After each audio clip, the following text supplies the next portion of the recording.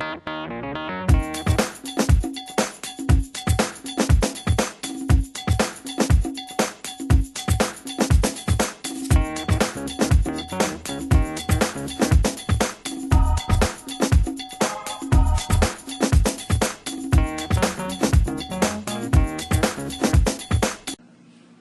noite, eu sou aluna do primeiro período de Direito da Universidade Tiradentes. Meu nome é Micaela Lima. Eu estou fazendo um trabalho da matéria Direito e Linguagem, juntamente com a aluna Laura Cecília, que foi promovida pela professora Sueli Braga. E nós nos baseamos no artigo Os entraves linguísticos e a sua repercussão nos textos jurídicos processuais. Nós entrevistamos o advogado Valdionor Fontes. O uso inadequado de termos e palavras em processos acarreta má interpretação, principalmente pela ocorrência de palavras policêmicas. O artigo 156 do Código de Processo Civil Brasileiro discorre que, em todos os atos e termos do processo, é obrigatório o uso do vernáculo. É preciso, no entanto, considerar que o vernáculo compreende o nível formal e o informal da língua. Para o doutor, a prática de construção de textos carregados de expressões em latim e de termos complexos pode ser caracterizada como uso abusivo ou até desnecessário da língua, dada a evolução e a simplificação da linguagem nos nossos dias?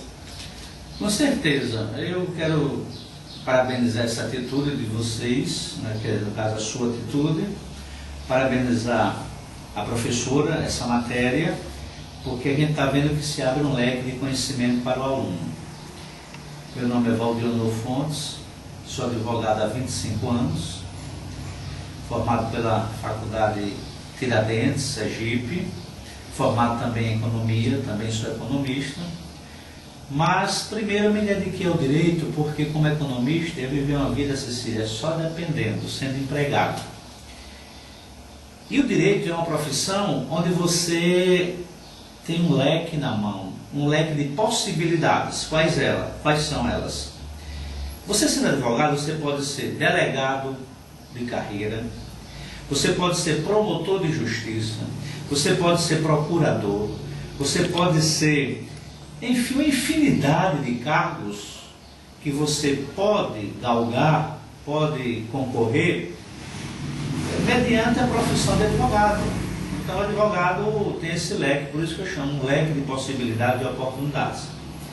E essa profissão me traz muita alegria, porque eu tenho ela devido ao amor que eu tenho pelo ramo jurídico. Eu amo defender as pessoas, eu abraço a causa.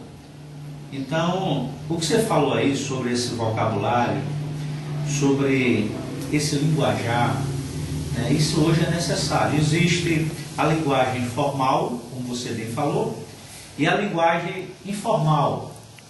A linguagem formal é aquela linguagem técnica jurídica, né, onde você pratica dia a dia na labuta jurídica, que é nos fóruns, nos tribunais, seja em audiências seculares, audiências de juiz monocrático, nas comarcas ou nas varas, ou seja no tribunal do júri, que eu inclusive quero dizer para você que eu sou um dos especialistas no direito criminal e já participei de mais de 800 júri, com mais de 4.500 audiências criminais. Então é uma área que eu gosto, abraço. E a linguagem que a gente usa, uma linguagem técnica jurídica, é justamente a linguagem formal. Que o nosso direito, o berço, vem do direito romano. E o direito romano surgiu da essência do direito, que é a Bíblia. Surgiu da palavra de Deus. Inclusive já vai uma dica para você. Para você que é estudante e para você que está me assistindo também que é estudante agora. Se você quiser ser um bom advogado, conheça profundamente a Bíblia, a palavra de Deus. Eu já consegui vencer vários júris usando só a palavra de Deus. Então ali é o berço do conhecimento. A Bíblia é o berço do direito. O direito nasceu dali. E por sua consequência de Roma. E em Roma se usava muito latim. Por isso que nós advogados usamos muitas palavras em latim. Devido ao berço do direito, vem de Roma. e Roma absorveu, abraçou o latim, e daí que é necessário hoje nos tribunais a gente utilizar tal linguagem, porque faz parte do contexto jurídico. Se você conseguir observar a conversa de dois advogados experientes, e se eles tenderem a conversar tecnicamente, você não vai entender, porque são muitas expressões jurídicas diferenciadas da expressão formal, onde a pessoa comum não consegue interpretar.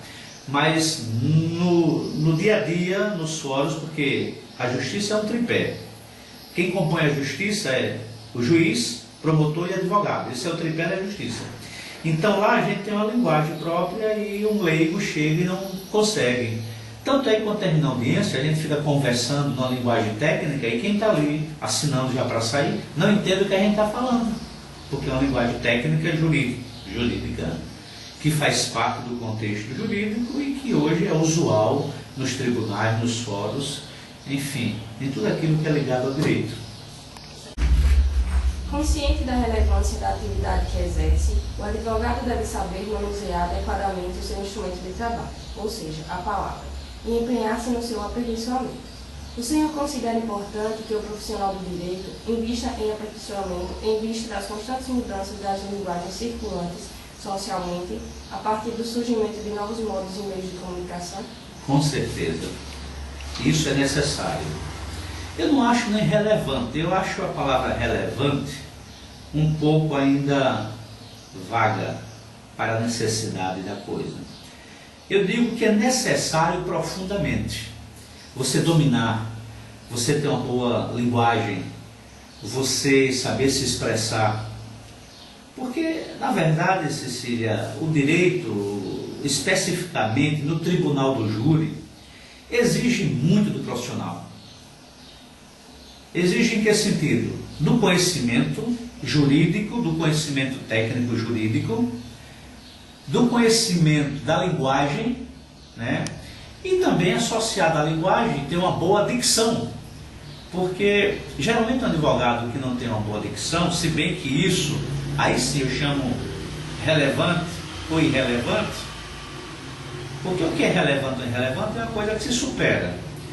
Mas tem profissionais que quando começam a falar, no popular, às vezes tem aquela voz de taquara rachada.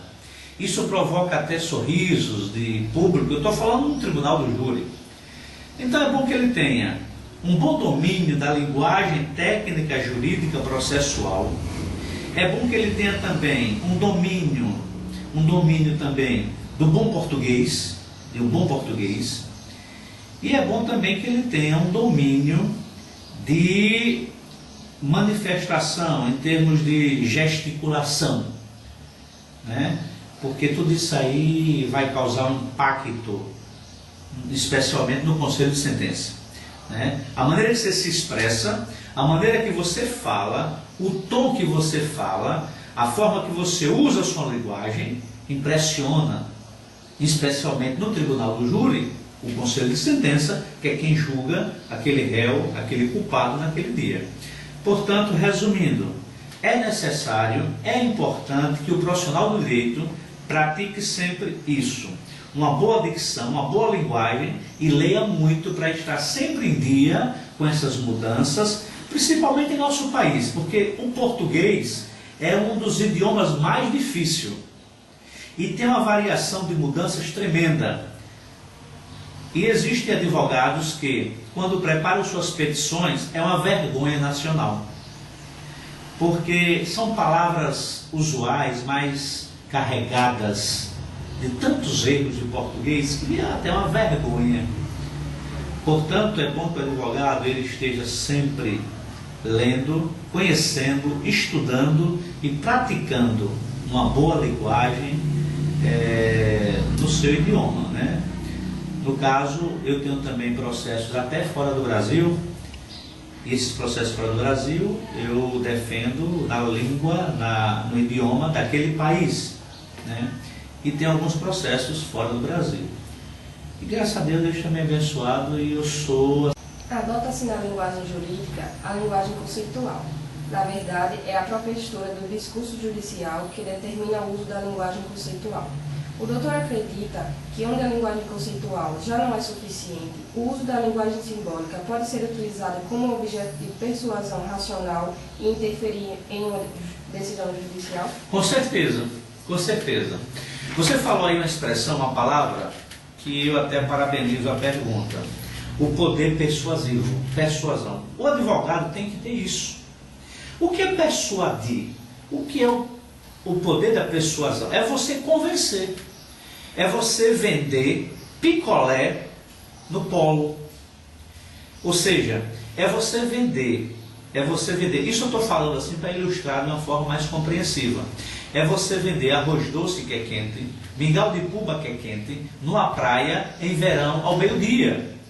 Para você vender, você tem que ter um poder de persuasão muito grande. O advogado tem que ter isso.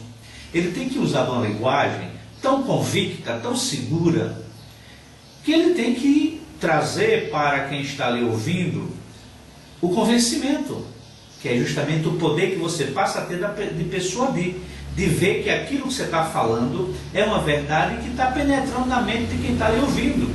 Em especial, o juiz que decide, que julga, e o promotor que dá o parecer, que antecede a decisão do juiz. Então, é bom que eles ouçam, vejam em você uma manifestação, argumentos persuasivos, e que você tem que usar sempre, não com mentiras. Claro, não estou falando de... Persuasão não é sinônimo de mentira. Persuasão é você usar aquilo que está dentro do processo, dentro da realidade, e convencer a sua tese que está certa, para que os outros vejam que realmente você tem razão. De forma, quando a gente entra no júri, Cecília, quem primeiro fala é o órgão do Ministério Público representado pelo promotor.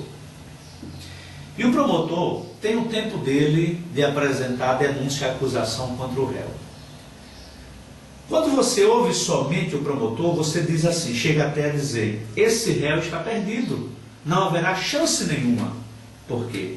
Porque o promotor usou do poder de persuasão, atacando, acusando aquele réu. Em seguida, a fala do promotor começa a fala do advogado de defesa. E semelhantemente, quando você começa a ouvir o advogado de defesa, naquele mesmo tempo que foi destinado para o promotor, é dado também ao advogado. E quando o advogado termina de fazer sua explanação, você diz assim, bom, agora eu estou em dúvida, eu acho que agora o réu vai ser absolvido. Por quê? Porque ali você, tanto o promotor como o advogado, tem que ter uma linguagem tão persuasiva que convença ao conselho de sentença. Por isso que vários júris existe a absolvição. Também alguns têm não é absolvido, é condenado. Ou seja, na sua grande maioria, a tese de defesa é a mais aceita do que a tese da acusação. E isso graças ao poder de persuasão na linguagem usada pelo advogado. De forma que é uma necessidade você convencer, você mostrar que você está certa, que a sua tese faz sentido. O artigo aborda a relação da palavra com o operador do direito e mostra como o seu mau uso pode ser prejudicial na compreensão textual. Mostra também a responsabilidade profissional do direito nesta área. A palavra é um instrumento principal do profissional da área jurídica, portanto, ele precisa dominar bem tanto a parte oral quanto a parte escrita. Em qualquer área, as pessoas devem saber escrever corretamente, mas na área do direito é primordial. Nós aprendemos muito mais sobre a importância de saber escrever corretamente e como isso influencia na sua carreira, já que se não souber dominar bem a palavra, não se chega a lugar algum. A maioria dos alunos não aprendem da forma correta no colégio e na faculdade deixam a desejar.